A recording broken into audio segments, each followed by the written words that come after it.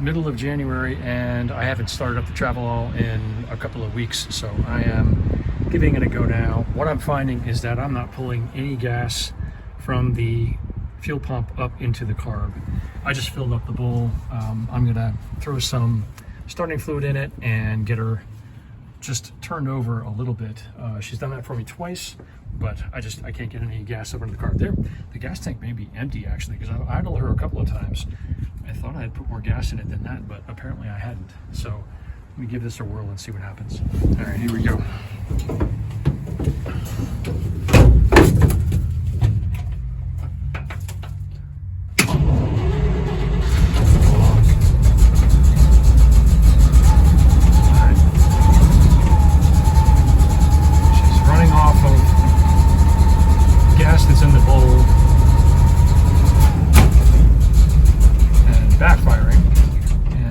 She died out. Yeah, so she's definitely not getting any gas into the carb and running pretty rough. I mean, I haven't run her in a while, but you can see there's nothing in there. So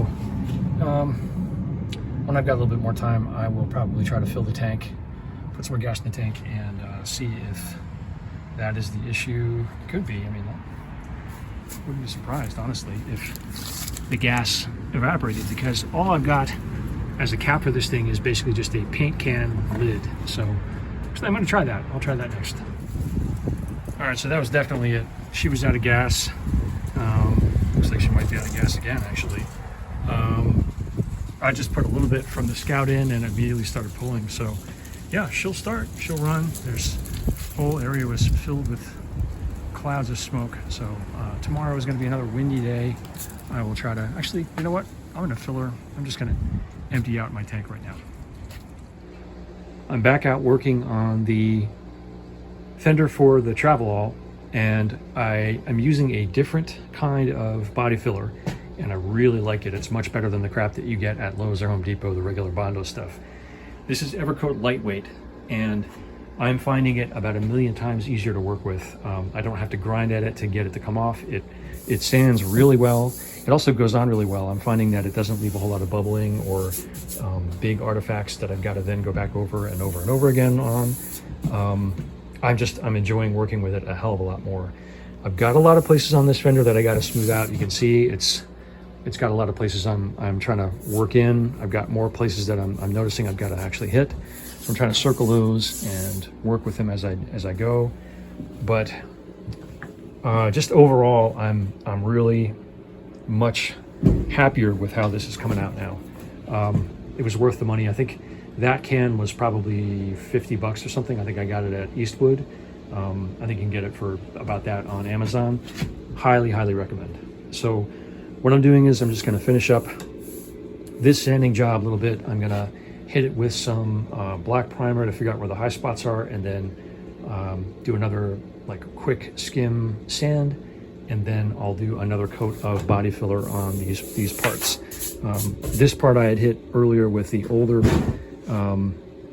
filler. I'm gonna basically sand this a little bit and see if I can get it smooth, figure out if there are any high spots, and just, again, try to work this thing as much as I can to get it as smooth as I can before we go to paint. But I'm very happy with this. After some careful and not so careful application of filler, here's where we are. You can see it's, not beautiful, but it's going to get sanded down. This is a dim that I can't get to the backside of. I'll probably hit that a couple of times. Everywhere I've circled is someplace that I, felt and noticed that there was a low spot. So I'm just going through here and cleaning this stuff up. Nothing really, crazy to report. This area here, I'm filling in this edge of the weld that I put in. And what I did was I basically took a scrap piece of steel and set it up as an angle, and then I used it to basically go around the inside and try to make as clean a 90-degree angle as I could there, instead of trying to sculpt it out. I'll probably have to do that a couple of times, so I'm going to clean this up, but wait till all this stuff dries, sand it out again, just keep coming back and hitting it. Like I said, this stuff is magical. The other really nice thing about this stuff, and again, it's called, It's called Lightweight. It's by Evercoat. The other really nice thing is it doesn't set as fast as the stuff off the shelf at Home Depot does, the regular Bondo stuff. It takes a little bit longer, even though I'm putting plenty of the hardener in. It's a lot easier to work with, and it's a lot easier to sand out. So really, really happy with this. Glad I spent the money on it. So I'll keep you up to date as to what happens next. Here I've got a $20 compression tester from Amazon on the first cylinder, and I'm starting a compression test on all 8 just to see what shape the engine is in.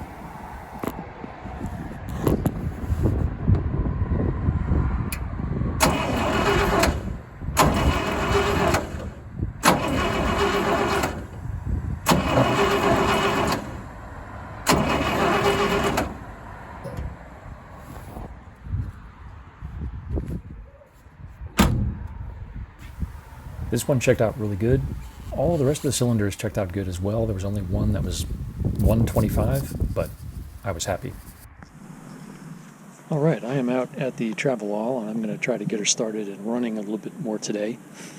Having pulled the plugs and looked at the tips, they're super rich, and having read a bunch online basically what's going on, and also looking at the soot coming out of the tailpipe, what's going on is basically it's running way too rich. So I went back to the carb and I basically leaned out the mixture on the screws here. And so what I'm going to do is basically get her running and then adjust the mixture to try to get her running a little bit better this time. So that's what's happening right now. I'm going to put this thing on a tripod and see how it works.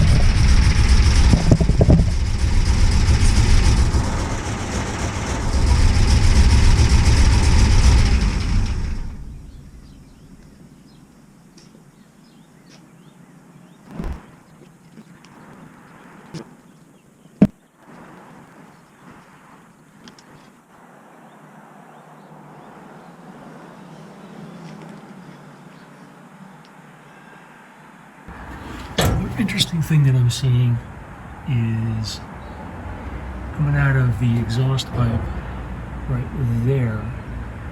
Looks like there is a leak of some kind. You can see there's stuff burning off of it there. I think I'm going to put a wire wheel on that and see what's going on, because I'm not sure entirely what that could be. There's a little bit of leakage here. You can see it's leaking some oil or something there, so I've got to look into that and figure out what's going on. Also looks like it's a bit wet around the oil pan there, so we might have to drop the oil pan at some point and replace the gasket there. I do have one, so it's not too much of a worry. A little bit of a ding or a lip there for some reason. Maybe somebody was trying to get in at the starter and dinged it, I don't know. Curiouser and curiouser.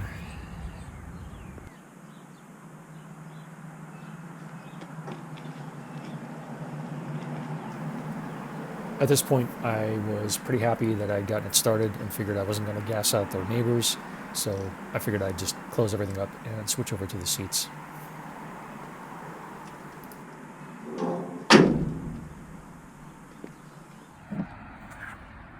All right, so looking over this seat, it's exactly as I was told it would be. There's burlap, then there's like horsehair, and then there's foam. This entire thing is rolled over and basically fastened to this outer wire by hog rings, which I'm going to become intimately familiar with at some point in the immediate future. Basically, looks like burlap, and then the vinyl goes over top of it, and then it's hog ringed in place. That doesn't look all that hard to do, really. So I'm just basically gonna tear all this stuff off, get all this crap off the seat, wire wheel the seat, all of this metal and everything, and clean it up like I did the back of the first one.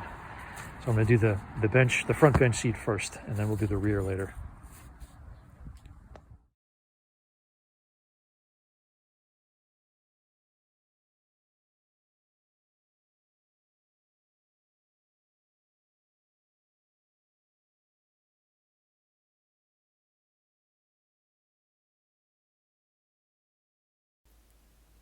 Right about here, I was really happy that I had a dust mask on. The amount of crap that came out of this seat was unbelievable. So much dirt and gunk and nuts and other stuff that critters had left in there. Hopefully I don't have hantavirus from going through this thing.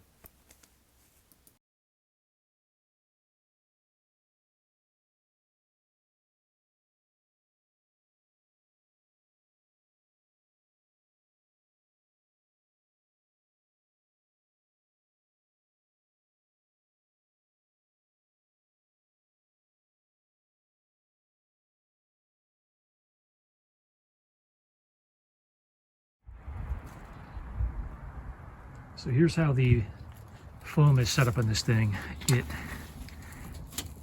sort of goes down and tucks underneath, I guess, all the way underneath here, and goes down on the side, but it doesn't go down on the back. I guess it wouldn't have to. It sort of ends right at that rail there. So it'll have to be 2 layers of 2-inch foam.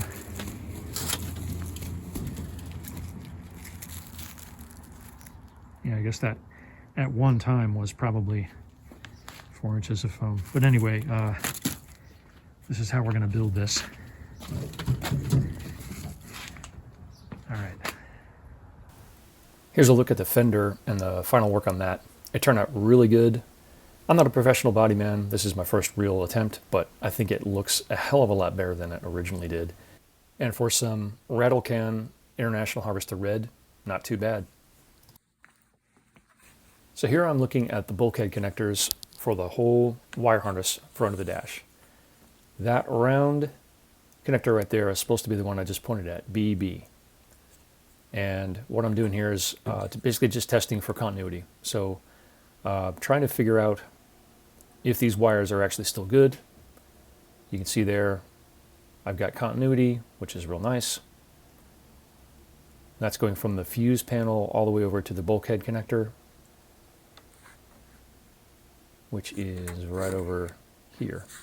Now the issue is the numbers on the wires, the actual harness, do not correspond with what are in either one of my service manual diagrams.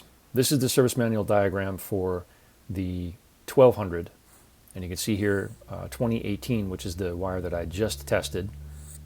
It's this guy here. But the actual bulkhead connector, it's not that one, looks like this. And all these wires start with 52. It's like 52A, 53A. For this one here, 57, 53, 52. So those numbers don't correspond. So I'm going to punt, and I'm ordering a used harness from the Scout Connection in Iowa, and hopefully that will be a plug and play instead of trying to make this one work. So moving on to the driver's side fender, I was happy enough with the progress that I had made on the passenger fender that I figured I would take another crack at this one. So I took a heat gun and got all of the Bondo and all the other crap that was on this thing off of it and down to bare metal, and then wire wheeled it. And now I'm going to take the patch out.